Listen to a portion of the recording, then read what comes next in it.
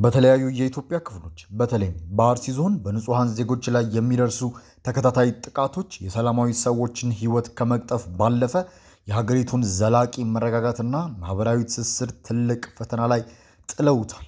የኢትዮጵያ ኦርቶዶክስ ተዋሕዶ ቤተክርስቲያን ፓትርያርክ ብፁዕ ወቅዱስ አቡነ ማትያስ በአካባቢው በምዕመናንና በሃይማኖት ተቋማት ላይ የደረሰውን ጥቃት አስመልክቶ ለመንግስት፣ ለጸጥታ አካላት እንዲሁም ለመላው የሀገሪቱ ሕዝብ ያስተላለፉት ከባድ የታሪክ ተጠያቂነትን ያዘለ አባታዊ መልእክት ምን ዝርዝር ጉዳዮችን ይዟል? የመንግስት የህግ ማስከበር ድክመትና የሌሎች የሃይማኖት መሪዎች ያሳዩት ይፋዊ አቋምስ ለአካባቢው መረጋጋት ምን አይነት አንድምታ አለው? ውድ የብስራት ሚዲያ ቻናል ቤተሰቦች ዛሬ በአርሲ ዞን በተለያዩ ወረዳዎች የተከሰተውን አሳሳቢ የጸጥታ ቀውስ፣ የሰብአዊ መብት ተሟጋቾች ያወጧቸውን ሪፖርቶች፣ የፓትርያርኩን ሙሉ መግለጫና የነገሩን አገራዊ አንድምታን በሰፊው እንመረምራለን።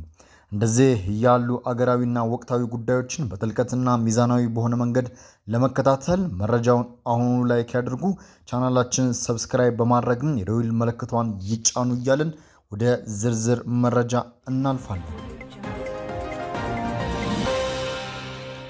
ሰላም ጤና ይስጥልን እያልን በድጋሚ በኢትዮጵያ በአሁኑ ወቅት ሰፊ የፖለቲካ የኢኮኖሚና የማህበራዊ ሽግግሮችን እያስተናገደች ትገኛለች። ሆኖም ግን ይህንን አገራዊ ጉዞ ወደ ኋላ የሚጎትቱ በየአካባቢው የሚነሱ የጸጥታ መደፍረሶችና በንጹሃን ዜጎች ላይ የሚሰነዘሩ ጥቃቶች የብዙዎችን ትኩረትና ስጋት እየሳቡ ይገኛሉ።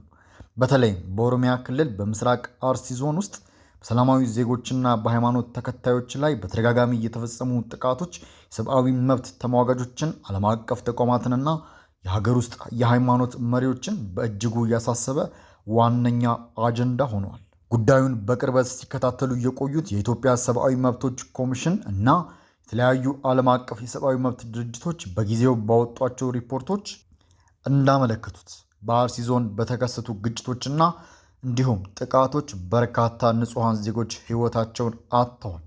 በጥቃቶቹ ወቅት ሰላማዊ ሰዎች በማህበራዊ መስተጋብርና በገበያ ስፍራዎች እንዲሁም በሃይማኖት ቦታዎች ውስጥ ሳይቀር ጉዳት የደረሰባቸው ሲሆን በሺዎች የሚቆጠሩ ነዋሪዎች ንብረታቸው ወድሞ ሰብላቸው ተቃጥሎ ቤት ንብረታቸውን ጥለው በመሰደድ ለከፋ ማህበራዊና ኢኮኖሚያዊ ቀውስ ተዳርገዋል። ይህንን አስከፊ ሁኔታና የንጹሃን ሰቆቃ ተከትሎ የኢትዮጵያ ኦርቶዶክስ ተዋሕዶ ቤተክርስቲያን ርዕሰ ሊቃነ ጳጳሳት ዘኢትዮጵያ ሊቀ ጳጳስ ዘአክሱም ወዕጨጌ ዘመንበረ ተክለ ሃይማኖት ብፁዕ ወቅዱስ አቡነ ማትያስ ቀዳማዊ በጥቃቱ የተሰማቸውን ጥልቅ የሐዘን መግለጫ እንዲሁም አስቸኳይና ይፋዊ አገራዊ መልእክትን አስተላልፈዋል። ቅዱስነታቸው በመልእክታቸው ጥቃቱ የተፈጸመባቸው የአርሲ ዞን ወረዳዎች በስም በመጥቀስ የጉዳቱን ስፋት እንደዚህ ገልጸውታል። በአርሲ ሀገረ ስብከት በአስኮ፣ በሽርካ፣ በሆንቅሎ፣ በዋቢና በሙኔሳ ወረዳዎች በመንፈስ ቅዱስ ልጆቻችንና በቅድስት ቤተክርስቲያን ላይ ስለደረሰው አሰቃቂ ጥቃት የሰማነው በተሰበረ ልብ ነው። ውድ የቻናላችን ቤተሰቦች ፓትርያርኩ በመግለጫቸው ላይ ትልቅ ትኩረት የሰጡትና በጥብቅ ያሳሰቡት የመንግስት የህግ ማስከበር ሚናና የጸጥታ መዋቅሩን ኃላፊነት ነው። መከራውም ከመቆም ይልቅ በየጊዜው እየሰፋና መልክ እየቀየረ መምጣቱን የተገነዘቡት ቅዱስነታቸው በየደረጃው ላሉ የጸጥታ አካላትና የመንግስት ኃላፊዎች የሚከተሉትን ብርቱ ጥሪ አቅርበዋል። ይህ መከራ እያበቃ ሳይሆን እየሰፋ በመምጣቱ የዜጎችን ደህንነት የመጠበቅና ሰላምን የማስፈን አደራ የተጣለባችሁ የጸጥታ አካላትና በየመዋቅሩ ያላችሁ ኃላፊዎች ከምንም በላይ ታሪክ የሚጠይቃችሁ በስልጣን ዘመናችሁ ለዜጎች ደህንነት በምትከፍሉት ዋጋ ነውና ይህንን የጥቃት ሰንሰለት በማስቆም ወንጀለኞችን ለህግ በማቅረብ ከታሪክ ባለ ዕዳነት ድኑ ዘንድ በቤተክርስቲያን ስም አበክረን እናሳስባለን። ይህ መልእክት የሚያሳየው በሀገር ውስጥ የሚከሰቱ ማንኛቸውም የጸጥታ መበላሸቶች ከመንግስት ቁጥጥር ውጭ ከመሆናቸው በፊት የጸጥታ መዋቅሩ ያለምንም ወገንተኝነትና እንዲሁም ልዩነት የማንኛውም ዜጋ የመኖር የመንቀሳቀስና የመስራት ህገ መንግስታዊ መብትን የመጠበቅ ቀዳሚ ግዴታ እንዳለበት ነው።